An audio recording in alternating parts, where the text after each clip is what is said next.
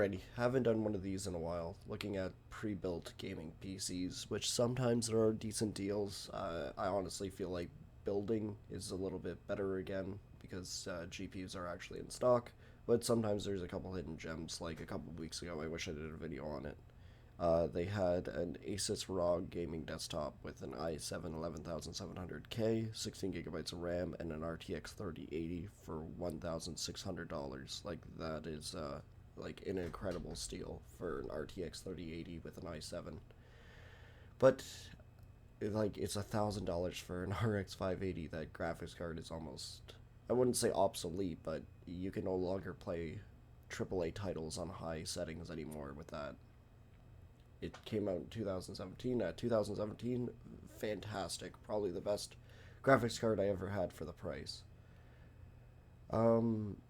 And still, it's holding up better than the 1060. The 1063 gigabyte was supposed to be better than it, but now the 3 gigabytes of VRAM is really starting to show in a lot of games. Even Halo need at least 4 to work, so the RX 580 is a much better bang for your buck. But who knew that? This one doesn't look too bad for 1,500 with a 3060 Ti. That's not much weaker than my 3070 Ti. But there was one that I was like, oh, that's actually not too badly priced.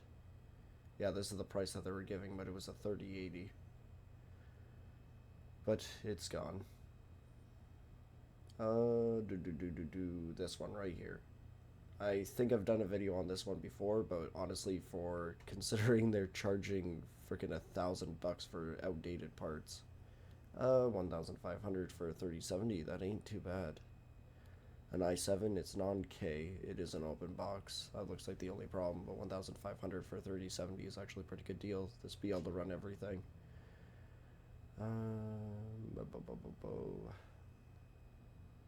Well, I'd rather have this one.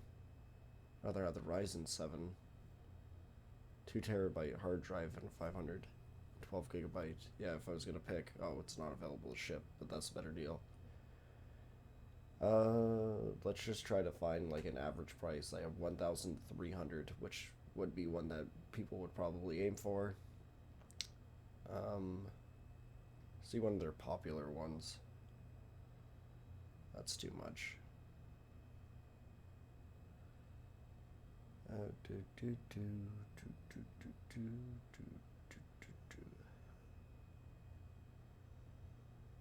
Man, $2,000. Yeah, like almost $1,000 for that.